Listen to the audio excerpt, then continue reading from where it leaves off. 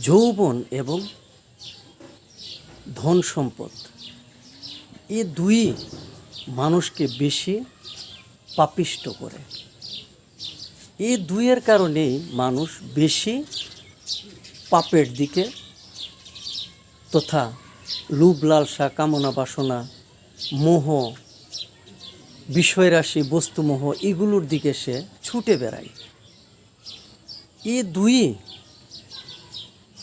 খন্নাসের পরিপূর্ণ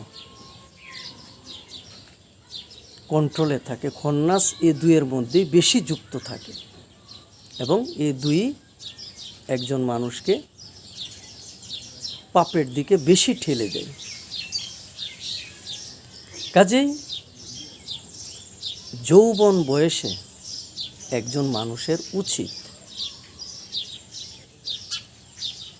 সর্বসময় আল্লাহ পাকের তথা আপন মুর্শিদের ধ্যানে জ্ঞানের স্মরণে সংযোগে থাকা এবং ধন সম্পদকে প্রাধান্য না দিয়ে এগুলোকে